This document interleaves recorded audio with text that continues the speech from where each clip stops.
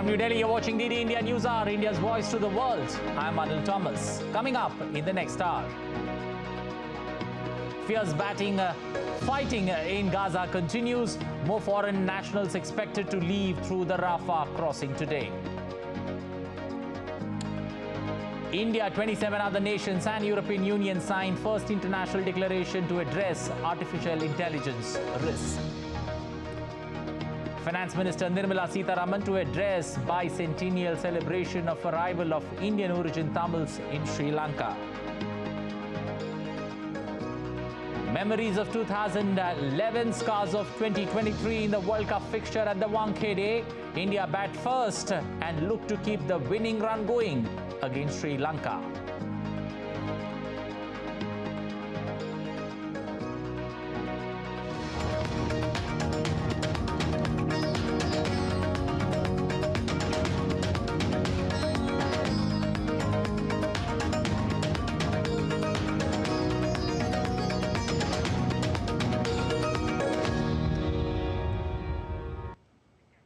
Well, black smoke could be seen rising from a blast in Gaza on Thursday morning as Israeli airstrikes continued. Israel has been conducting an intense campaign of aerial bombardments in Gaza since the October 7th attack. The Gaza Health Ministry says at least 8,796 Palestinians in the narrow coastal enclave, including 3,648 children, have been killed by Israeli strikes since the last 4 weeks. The United Nations Human Rights Office has said that the Israeli air attack on Gaza's Jabalia refugee camp could amount to a war crime amid growing horror at the rising number of civilians killed in the nearly month-long war. The camp is a densely populated part of Gaza City, and it was hit by a missile on Tuesday, leaving a giant crater amid bombed-out buildings before it was then targeted in a second bombing on Wednesday. The Israeli military released footage of the ground operations in Gaza on Thursday, showing tanks and soldiers proceeding into neighborhoods in the Strip, as well as targets being hit by airstrikes. Israel has sent its forces into Hamas-controlled Gaza following weeks of air and artillery bombardments in retaliation for a deadly attack by the Islamist group on southern Israel on October 7th. Israeli authorities say the militants killed some 1,400 people and took at least 240 hostages. Medical authorities in Hamas-run Gaza Strip, which has a population of 2.3 million people, said over 8,000 people, including thousands of children, had been killed. Meanwhile, Prime Minister of Israel, Benjamin Netanyahu, built his reputation as a security hawk on the back of his service in an elite special forces unit that carried out some of Israel's most daring hostage rescues. His legacy as his country's longest-serving leader will now be shaped by one of the worst security failures it has known, and by the fate of more than 200 hostages seized by Palestinian Hamas gunmen from Gaza, who Israel say killed 1,400 people on the deadliest day of its 75-year-old history. In his sixth term as Prime Minister, Netanyahu heads one of Israel's most extreme right-wing coalition and has come under increasing pressure as the initial shock has given way to fury at the failures that allowed the attack to take place in the first place.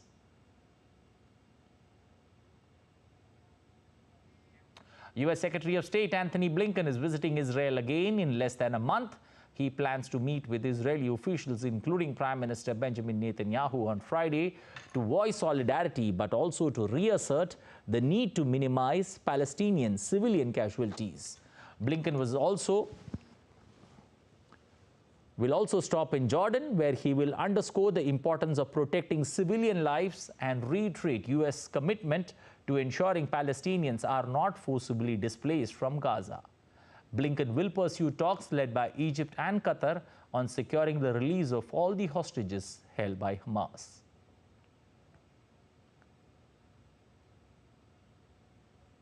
Meanwhile, Israeli President Isaac Herzog, in an address on Wednesday, exhorted his fellow citizens to stand united and steadfast as his country waged a military campaign against terrorism.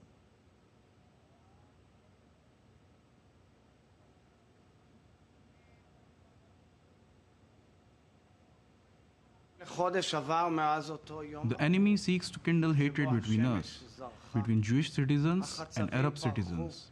We have to fight back against this without compromise and single-mindedly. We have to reject every urge towards hatred and racism towards different groups among us. To recall the dozens of Arab citizens who paid with their lives, those at home and those in battle. And the most important is to recall the responsibility and the mutual respect that exemplifies the Arab community in Israel. Well, the Israeli army displayed on Wednesday a large cache of weapons and supplies obtained from Hamas following the attack on October 7th. The weapons seized include Hamas RPGs, thermobaric grenades, rockets and other weaponry. As China, meanwhile, assumed the Security Council presidency in November, Beijing's ambassador to the UN in a press conference said that resolving the Israel-Palestinian question is a top priority. He further said that China will make efforts towards a ceasefire in Gaza and seek to de-escalate tensions in the region. China also reiterated its support for a two-state solution.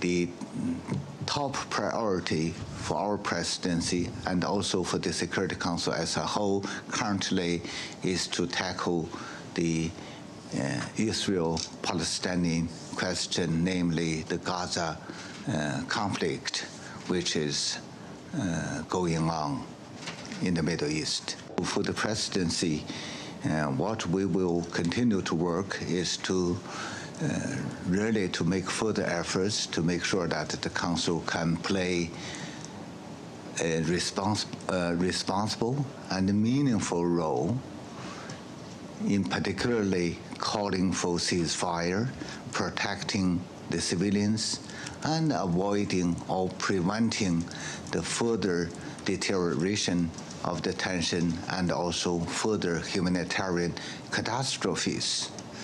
And the Council has been working on a draft resolution for quite a while. Well, a view of Gaza's Rafa crossing on Thursday morning showed people and vehicles crowding at the gates as more foreigners prepared to leave the besieged Gaza Strip. At least 320 foreign citizens on an initial list of 500, as well as dozens of severely injured people of Gaza crossed into Egypt on Wednesday under a deal between Israel, Egypt and Hamas.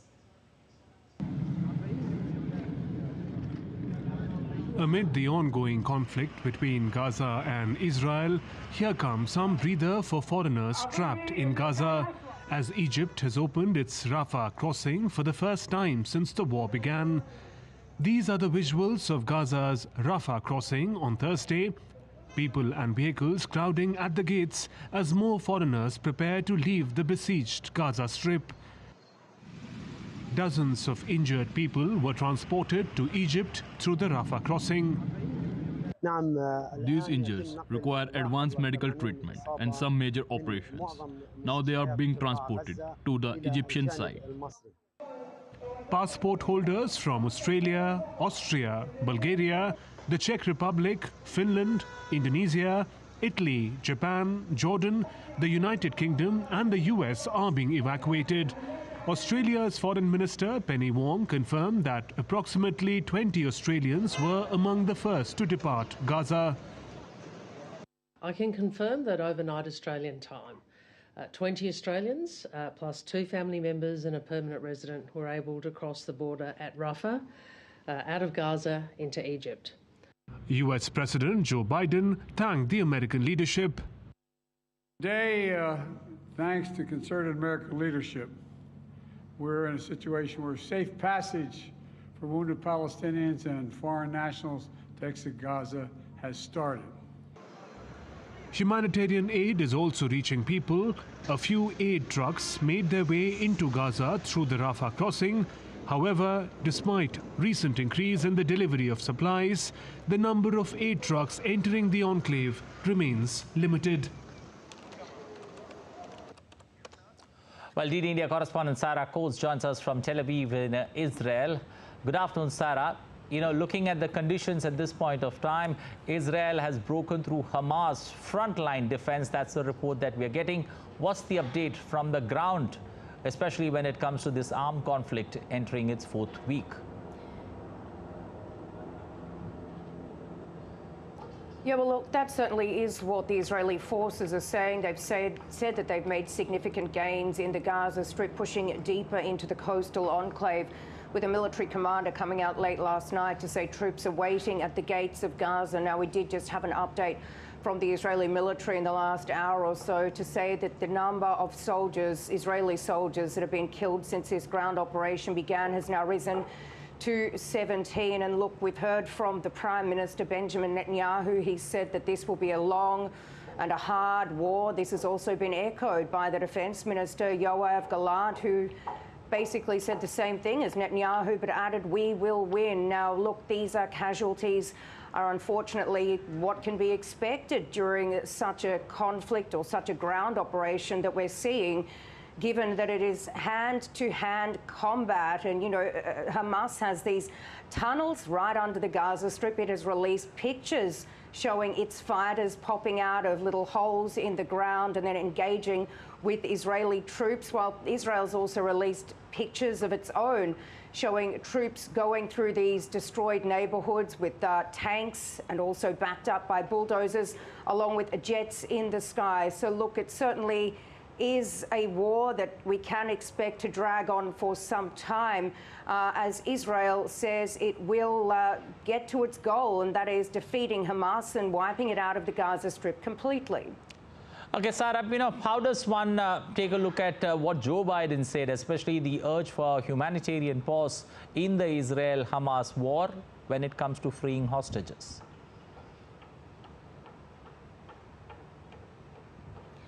Yeah, well, look, he went on to say he wants to get the prisoners out. This was later clarified by the White House, saying that he was actually referring to these hostages. We do know that there are at least 240 people being held by Hamas in the Gaza Strip, and fears are really mounting over their welfare. We haven't really had any information about their welfare or their whereabouts, although they are believed to be being held in these tunnels that I've spoken about, these terror tunnels which run all the way underneath Gaza.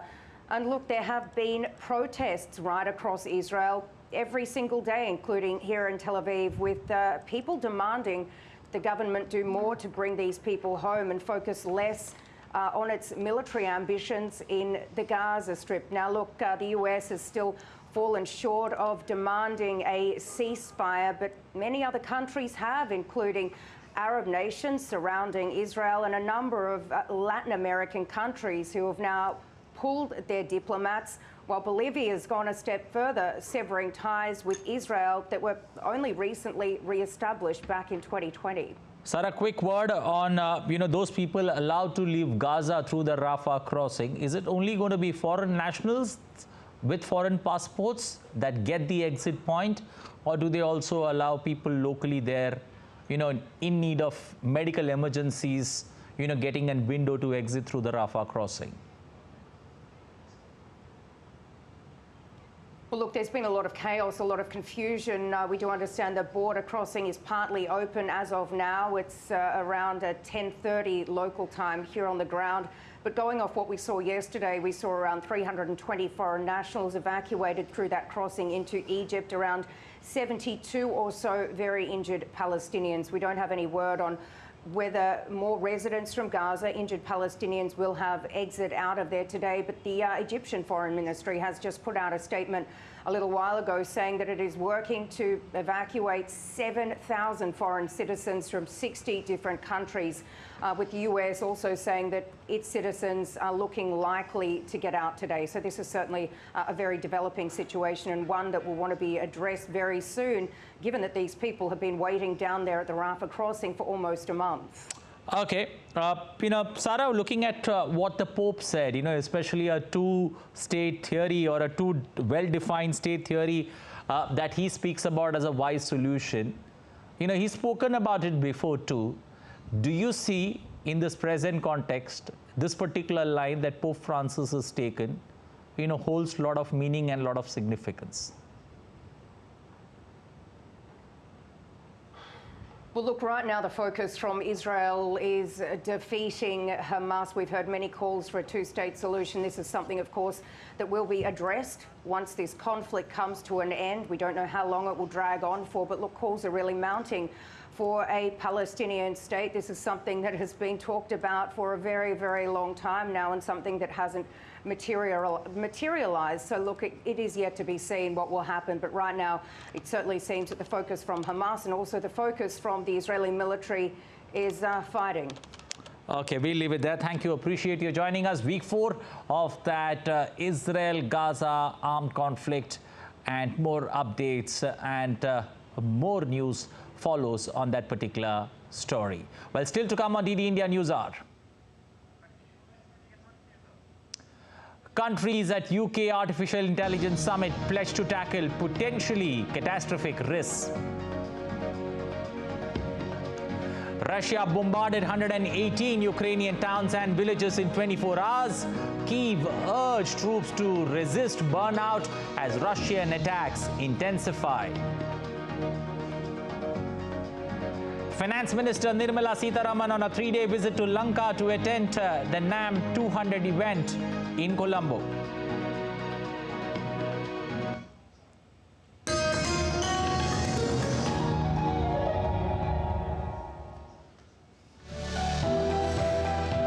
Turning crisis into opportunity, transforming ideas into action, stories of real change, tales of sustainable solution. This series is going to tell stories of such changemakers. Watch Changemakers on DD India.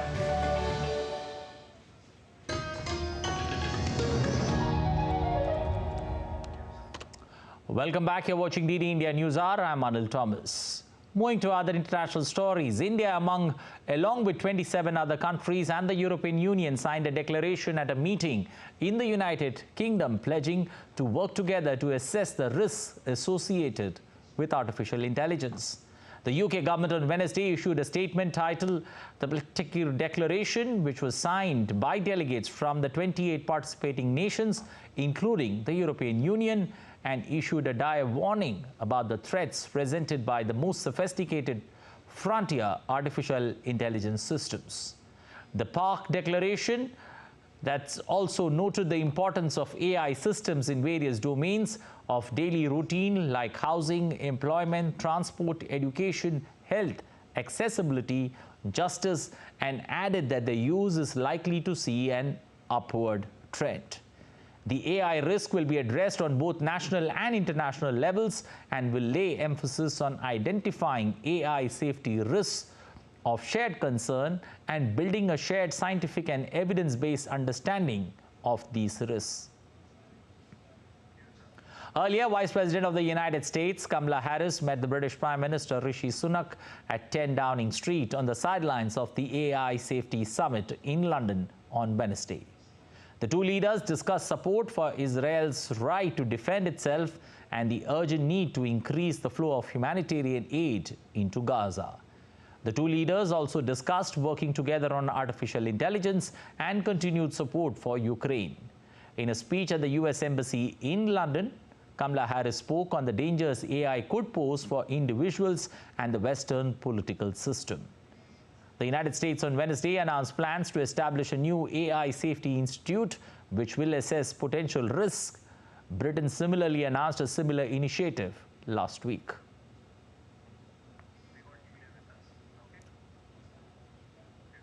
Well, DD India's correspondent Julia Chapman joins us from London. Julia, good afternoon. Why does this new global pact, especially when it comes to tackling artificial intelligence risk, why is it such a big deal? Well, what we've been hearing so far from the leaders and officials who have been involved in signing this declaration is that the emphasis really needs to be on international cooperation. Artificial intelligence is not a challenge that can be met by individual nations. It doesn't know any borders, it certainly doesn't recognize them, so this is something that needs to be tackled collectively. That was emphasized by India's Minister of State for IT when we sat down with him yesterday.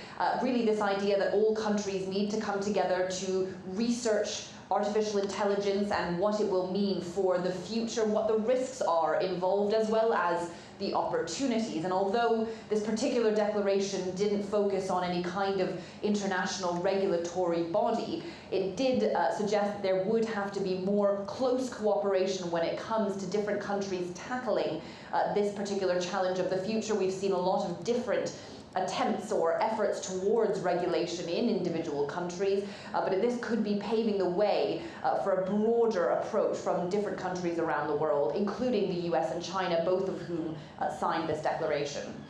Okay, Julia, also with regards to, China calling for especially global cooperation at the AI summit, and along with Elon Musk's suggestion, where he is talking about a referee that's needed, a third party that's needed.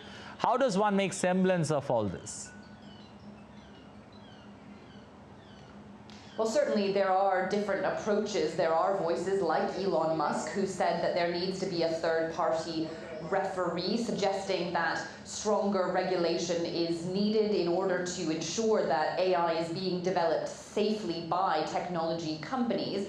That doesn't necessarily take the form of government intervention. There could be some sort of global body that helps examine these challenges. But other countries have been more unwilling to tackle it from regulation until AI is better understood. The UK among them, although we have seen the US starting to move in that direction, Canada as well, the European Union working through legislation in order to enforce the ability to shut down any company that is developing AI that could pose a threat to humanity. But also we heard from Kamala Harris, the US Vice President, yesterday saying that these were not just long-term threats that were existential. There are already short-term, immediate impacts of AI that are affecting people's lives in a negative way, for example, in the form of discrimination, deep fakes as well.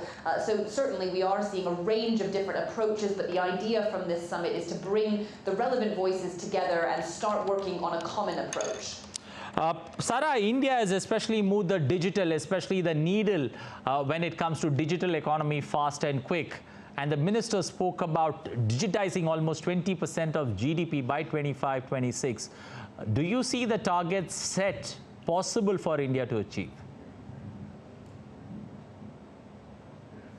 Well, certainly that is an ambitious target, but of course the potential is enormous. And of course, when it comes to India, there are huge capabilities when it comes to the digital sphere, the technology sphere. And with AI specifically, one of the concerns is that it is such a democratic technology, unlike nuclear weapons, which of course are regulated on a global scale. This is a technology that can be developed by everyday people in very small companies. So definitely there are very big, very vast potentials for the technology inside India, whose IT potential is enormous. But certainly the emphasis that we've heard from the Indian government is one that it wants to work with other countries when it comes to developing this common approach. We'll leave it there. Thank you. Appreciate you joining us this afternoon on DD India News Hour.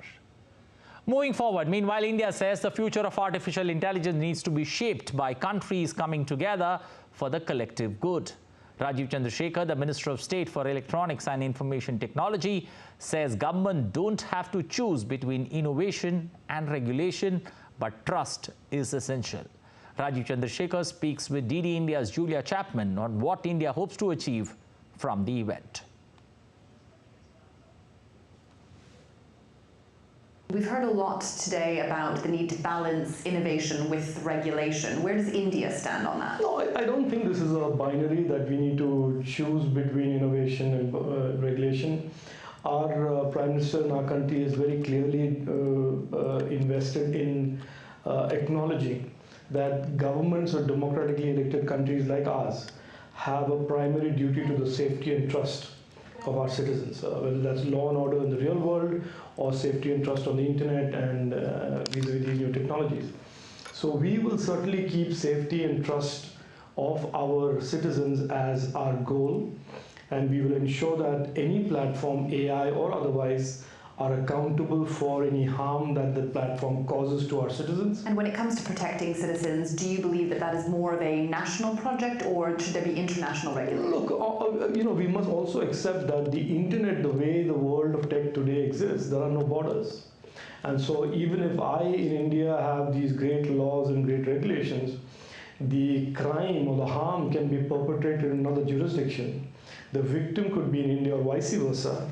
And the actual impact of the crime could be in a third jurisdiction. So I think the very nature of the ubiquitousness of the internet and therefore of tech platforms on the internet, including AI, but not limited to AI, require countries to wake up to the fact that however outstanding the country is in terms of its own laws, that they will not be able to survive or succeed unless the corresponding other economies or the countries mirror their approach towards regulating the internet and regulating AI. And with that in mind, what do you make of China's involvement in this summit?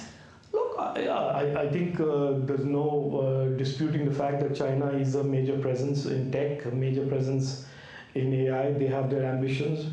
As long as countries, big or small, come onto the table and accept these basic principles, that at the end of the day, the future of tech is not going to look like any one country dominating it and sort of giving it out as if it was some kind of a favor. Rather, it should be from ground up designed to be an effort where every country, big or small, the global south or the developed nations, and their people can enjoy the benefits of these technologies. So this is our philosophy. This is our Prime Minister has said this during the G20, that the world is one family.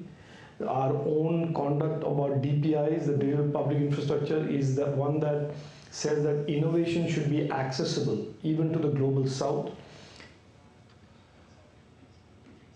Well, Russia, meanwhile, said its forces struck multiple cannons and armored vehicles on various fronts over the last 24 hours, while Ukraine claimed its army repelled multiple Russian offensives over the same period of time. The Russian Defense Ministry reported that Russian forces have repelled 2 assaults of Ukrainian forces in the direction of the Kupiansk and Kransky Liman in eastern Ukraine. Additionally, the Russian troops also smashed many ammunition depots of a special brigade of the Ukrainian army in Kharkov Oblast in the northeastern part of Ukraine.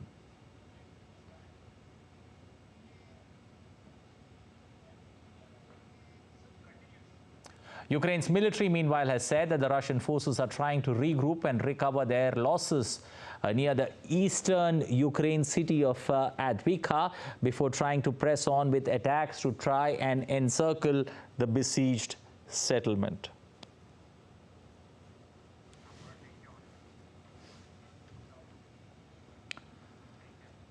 Meanwhile, a Russian drone attack set ablaze in the Kremenchuk oil refinery in central Ukraine and knocked out power supply in 3 villages.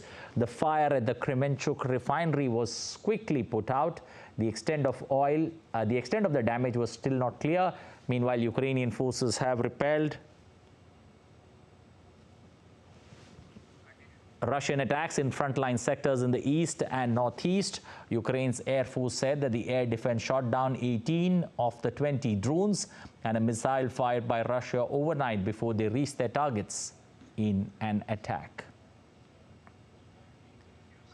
During her official visit to Sri Lanka, Indian Finance Minister Nirmala Sitharaman inaugurated the State Bank of India branch in Trincomalee. The finance minister appreciated that SBI, with its 159 years of significant presence, is the oldest bank in Sri Lanka and continues to grow its business at home and abroad. After the inauguration, Finance Minister also interacted with the new branch officials and distributed passbooks to new customers, besides filling the visitors' book in Trincomalee in Sri Lanka. On the second day of a visit to Sri Lanka, Indian Finance Minister Nirmala Sitharaman will attend the commemoration of the bicentennial anniversary of the arrival of Indian origin Tamils in Sri Lanka. She will also address the India-Sri Lanka Business Summit. The minister will oversee signing of the MOU for solar electrification of religious places in Sri Lanka under Indian assistance, along with the inauguration of 2 new branches of the State Bank of India. Earlier on the first day of her visit, the finance minister paid her respects at the Sri Dallada Maligawa temple in Kandy. The finance minister is on a 3-day visit to the island nation.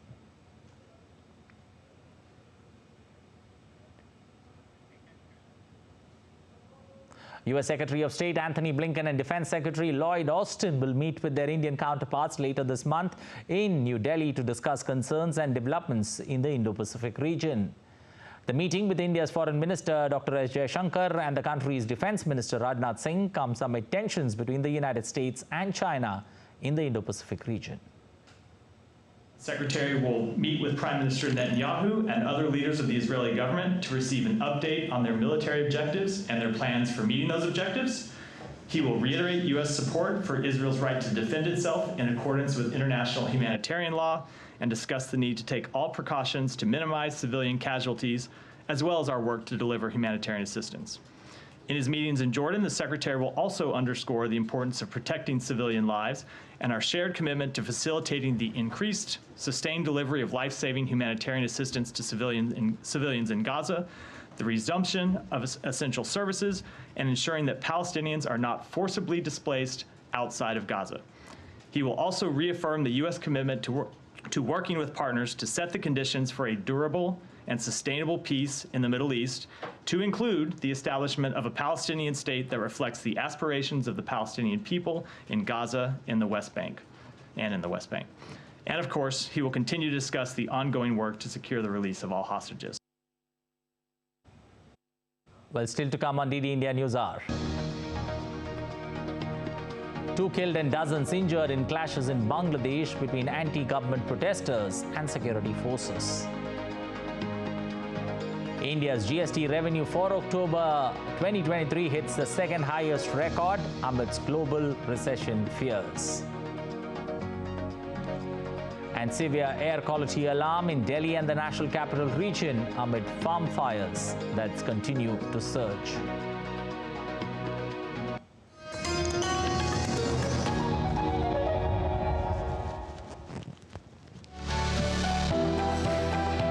Turning crisis into opportunity, transforming ideas into action, stories of real change, tales of sustainable solution. This series is going to tell stories of such changemakers. Watch Changemakers on DD India.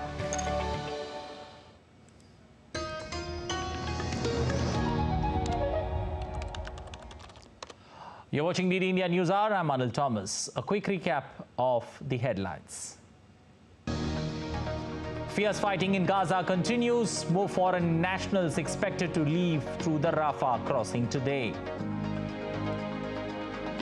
India, 27 other nations and European Union signed first international declaration to address artificial intelligence risks.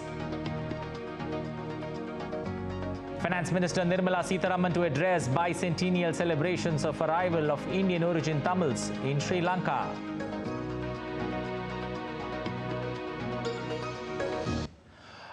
Moving to neighbouring Bangladesh, where the second day of the countrywide 3-day blockade was marked by vandalism and vehicles torching in several parts of the capital city, Dhaka. Law enforcers detained more than 100 leaders and activities of the BNP and other opposition parties across the country. At least 21 incidents of arson reported across Bangladesh in the last 24 hours, and sources in the media cell along with the fire service and civil defense headquarters said that they've got information about 21 arson attacks across the country, amongst which 5 occurred in Dhaka, the capital city, and also 7 in the Dhaka division. The blockade started on Tuesday and is expected to end today. Well, clearly this particular problem seems to be getting out of hand, but slowly being tried, especially when it comes to the political violence that's gripping the country with elections around the corner. How does one take and put both these things together, especially when it comes to neighboring Bangladesh, because there is mounting political tension, which is also been cited as one of the reasons for these protests and bloodshed that we see in Bangladesh. It's left that country on the edge. General elections are scheduled to be held in Bangladesh in January next year, so things not looking good, especially these protests that are taking place. A massive rally that's been organized there against the government, and we've got Naval Singh Parmar, our correspondent, joining us from Dhaka with the latest. Just put this into perspective. We've seen a 3-day protest that's been called. Is it the final day of protest, and do we see things heading back to normalcy, or do we see this protest gaining much more momentum and much bigger as the day goes by? Yes, today is the third day of 3-day long blockade for the road, rail and waterway in Bangladesh. It was a nationwide blockade, and at many places violence and the vehicle torching of vehicle occurred, and many people lost their lives. Around in last 5 days, around 50 people in different incidents lost their lives.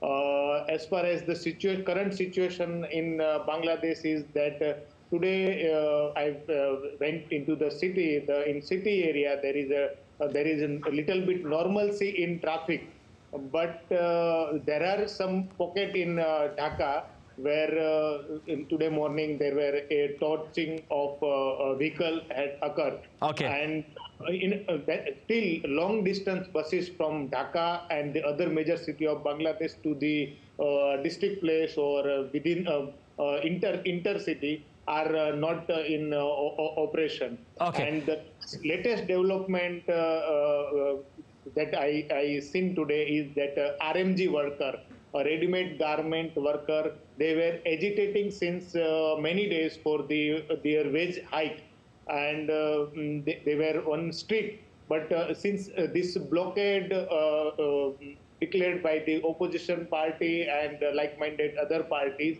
and RMG workers strike some support, it seems that both the things are helping each other. And today RMG workers strike or their agitation become violent, and Bangladesh law enforcement agencies and the government deployed BGB, Border Guard Bangladesh, to maintain peace and tranquility in the RMG areas where the factories are, ready-made garment factories are there.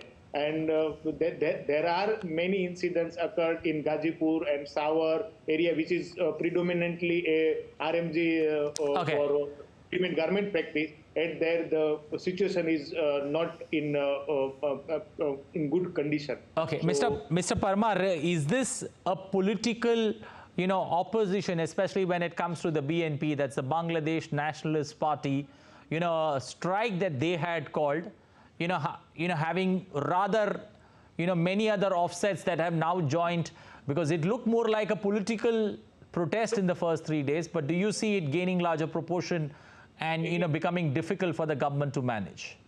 The government is in still a good position to manage it, but okay. It was purely political agitation. First, BNP called for a grand rally on 28th October. And during that rally, there were some clashes with the law enforcement agency, and they abruptly called on the rally to the end. And the next day, they called for a hartal for down to dusk, 1-day hartal. And after 1 day, they called for a 3-day nationwide blockade, and that was purely a political action from the opposition side. And there are some other parties like Jamaat-e-Islami, which is a banned political parties, but they are having it is now a group, not a political party, but they are in support to each other to pressurize government to step down the Sheikh Hasina government and form a caretaker government for the upcoming national election, which is due in December this year or first week of January next year. Okay, so the BNP wanting an interim government, that's not an interim government to lead the nation, especially into the general elections, not the one that's led by Awami League, that's Sheikh Hasina's government. That's the demand, twists and turns that we see to this particular three-day protest. We'll leave it there. Thank you, Mr. Parmar, for joining us from Bangladesh. Well, moving forward, Japan's government is announcing $113 billion in financial support for people hurting from the rising cost of living. The stimulus package aims to provide temporary tax relief to consumers and subsidize energy along with gas prices. Chris Gilbert has more from Tokyo. Well, the government had promised details about some kind of stimulus package by the end of October, and now we have it. Some 17 trillion yen, or $113 billion in this package, mostly targeting temporary tax relief in the income taxes and residential taxes of citizens, and also looking at subsidizing the rising cost of utilities and gasoline, as consumers here have hurt for about a year and a half now with the rising cost of living. We saw a very similar package at exactly this time last year, a much bigger package, in fact, of about $200 billion that was also aimed at the rising cost of utilities, but also helping small and medium-sized businesses with their rising costs as well. And economists say that these stimulus packages are not the solution to Japan's economic woes. They are band-aids along the way. The main problem facing the economy is the consistently high value of import commodities as the yen stays weak. Japan's interest rates are very low. Other major economies like the United States have high interest rates by comparison. That divergence is putting downward pressure on the yen, upward pressure on the value of import goods, and consumers are seeing that here in their daily expenditure, particularly in their energy bills. But the monetary lever is somewhat closed. The Bank of Japan does not want to raise interest rates and wants to encourage spending. It does not want to send shockwaves through the market with any drastic change. And so that really leaves the government with these fiscal stimulus options as some kind of solution to take the bite out of the economy. Political scientists also have a raised eyebrow about this at the moment. They're saying that the Prime Minister does want to call a snap election sometime in the next 12 months, but his problem is that his polling is in the gutter with some 32 or 33% cabinet approval ratings at the moment. Any snap election announcement could just bleed the ruling LDP, the ruling party, seats in the House of Representatives. And so packages like this are also, political scientists say, a tool for the Prime Minister to try and boost his popularity, the popularity of the government somewhat, before calling any kind of snap election. But the main focus really is on taking the bite out of the economy with this $113 billion stimulus package. Chris Gilbert in Tokyo, reporting for DD India. Well, the Chinese Foreign Ministry has said that a leading official from its Department of Arms Control Affairs will lead a delegation in the China-US nuclear talks. Chinese spokesperson further added that China and the US will conduct dialogue and exchange on a wide range of issues such as implementation of the international arms control treaties. The talk comes days after Foreign Minister Wang Yi met with senior US officials, with both sides agreeing to hold a series of consultations in the near future. Well, the GST, that's the goods and service tax revenue collected in the month of October crossed, I beg your pardon, in the month of September crossed $19.2 billion. This is for the fourth time in the year of 2023 that record number of GST was collected. The revenues for the month of September 2023 are 10% higher than the GST revenues in the same month last year.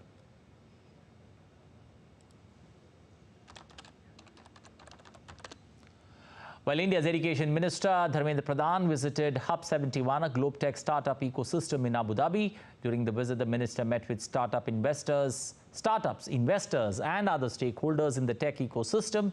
He also discussed ways to promote collaboration between India and the US and the UAE in the tech sector.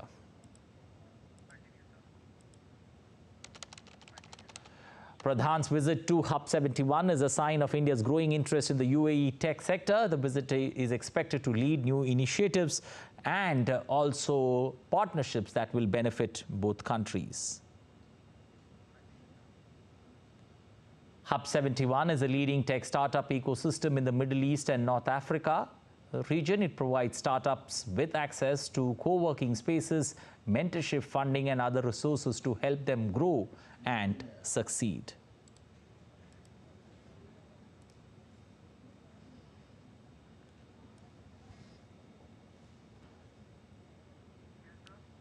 Let's take a look at some other stories making news.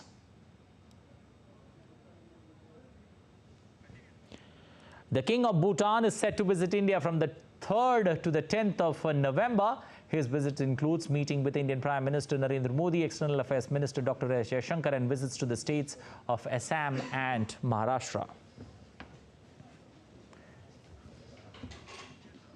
On Thursday, India's Vice President Jagdeep delivered the Platinum Jubilee address titled Role of Women in Indian Parliament at Miranda House College in the national capital. During the event, he also highlighted the significant impact of India's G20 presidency globally. The air quality index in India's national capital Delhi was recorded at 336 on Thursday morning, bringing the air quality index under the very poor category for the 4th straight day. As per the System of Air Quality and Weather Forecasting and Research, the city's AQI has been in the very poor category since Sunday.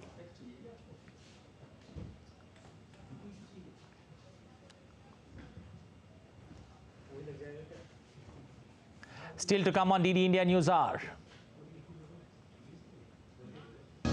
Actors and Hollywood studios still at odds on artificial intelligence and other issues.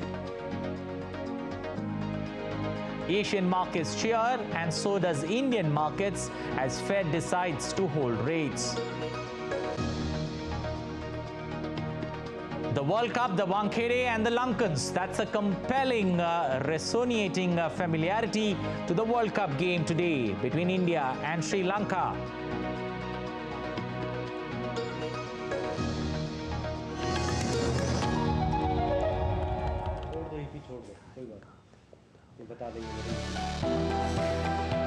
Turning crisis into opportunity, transforming ideas into action, stories of real change, tales of sustainable solution.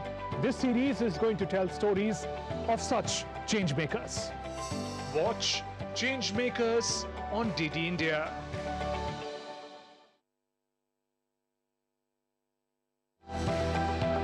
Turning crisis into opportunity, transforming ideas into action, stories of real change, tales of sustainable solution.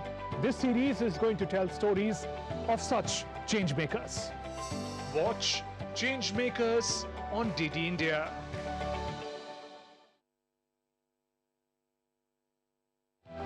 Turning crisis into opportunity, transforming ideas into action, stories of real change, tales of sustainable solution. This series is going to tell stories of such change makers. Watch Change Makers on DD India.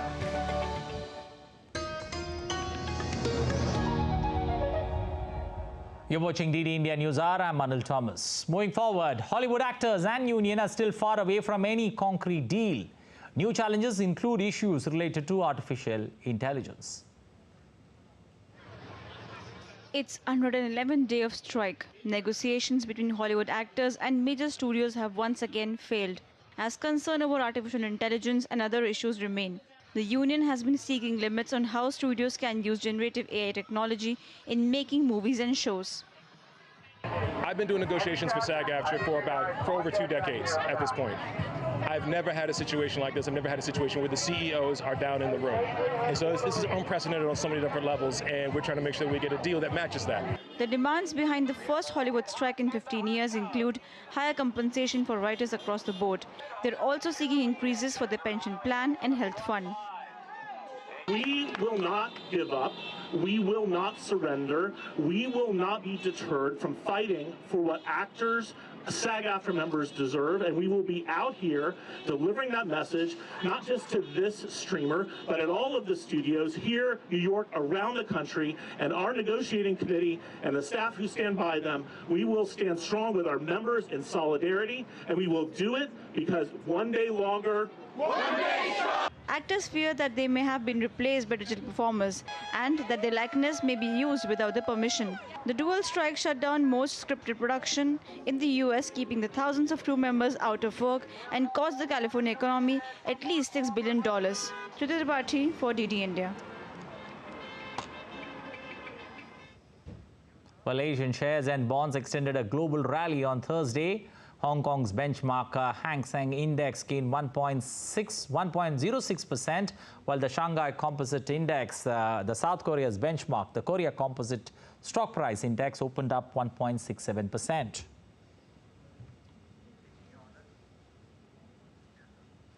Interest rates in the United States are going to remain on hold after the Federal Reserve decided not to raise them from their 22-year high. This is the second time in a row that the country's central bank opted against an increase. Benji Haya has more on why did the Fed chair, Jeremy Powell, ruling out hikes in the future in a bid to bring down inflation.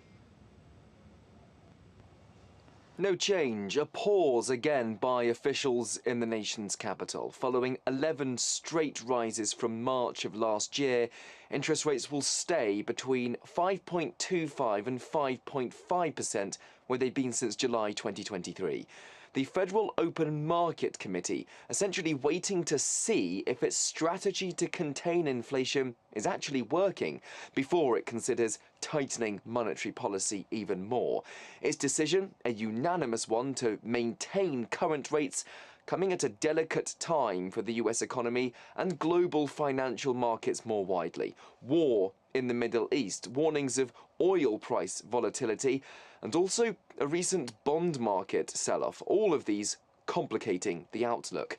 These range of uncertainties, as Jerome Powell calls them, means further action could well be warranted if there's new evidence that a fall in prices is in fact stalling. Now, inflation has dropped from a 40-year record of over 9% to just shy of 4%, yet that's still double the bank's 2% target. Inflation's been driven by solid growth, GDP accelerating almost 5% in the third quarter, a strong pace, the Fed says, with consumer spending far more resilient than expected, unemployment historically low too. Policymakers, when they put out a statement on Wednesday, said they recognise that increasing rates down the line, were they to choose that path, would likely weigh on economic activity. In other words, it could dampen that economic growth. Benji Haya in Washington for DD India. You're watching DD India News Hour. Time now for all updates from the world of sports. Well, we've got Abhishek standing by. Abhishek, good afternoon. Welcome. Good afternoon. Abhishek, what's the sense that you get Rohit not clicking at Wankhede? Oh, yeah, very unfortunate. I mean, India, Rohit Sharma falling out cheaply. But again, they have steadied the ship, Virat Kohli and Shubman Gill. And we'll start with India versus Sri Lanka World Cup match. Sri Lanka skipper Kushal Mendes won the toss and invited India to bat at the Wankhede Stadium on Thursday. India have not tweaked the winning combination. Sri Lanka have made one change. Dushan Hemanta comes in for Dhananjay De Silva. India will look to continue their ruthless march on the road to the 2023 World Cup semi-final. And after wins over Australia, Pakistan, New Zealand, England, Bangladesh and Afghanistan, the men in blue have the opportunity to smash all permutations and combinations. Till the last reports came in, India were 60 for 1 after the end of 9.5 overs. Rohit Sharma fell cheaply. He scored only 4. Shubman Gill is batting on 22, while Virat Kohli is unbeaten on 28. And South Africa thrashed New Zealand by 190 runs in Cricket World Cup in Pune on Wednesday. 5 centuries from Rassie van der Dusen and Quinton de Kock, followed by a 4-wicket haul from Keshav Maharaj, helped Proteas register their 6th win in the World Cup. Chasing 358, New Zealand kept on losing wickets at regular intervals as Maharaj took 4 while Marco Jansen scalped 3. For New Zealand, Glenn Phillips scored 60 and emerged as the highest run scorer. Earlier, Rassi van der Dusen and de Kock scored 133 and 114 runs respectively. This was New Zealand's 3rd consecutive defeat in the ongoing tournament. Hockey updates now. India will take on South Korea in the final league game in the Women's Asian Champions Trophy today in Ranchi. India clinched a narrow 2-1 win over Japan to register their 4th straight win and storm into the semi-finals of Women's Asian Champions Trophy hockey tournament on Wednesday. The team had earlier defeated Thailand, Malaysia and China. All right, that's all we have in sports. Back to you, Vinay. Well, thank you, Abhishek, for that quick update. Well, that's all in this edition of DD India News Hour, but let us know your thoughts on the news of the day. You can connect with us on Facebook, X and also Instagram. We'll be back with more news as it breaks here on DD India.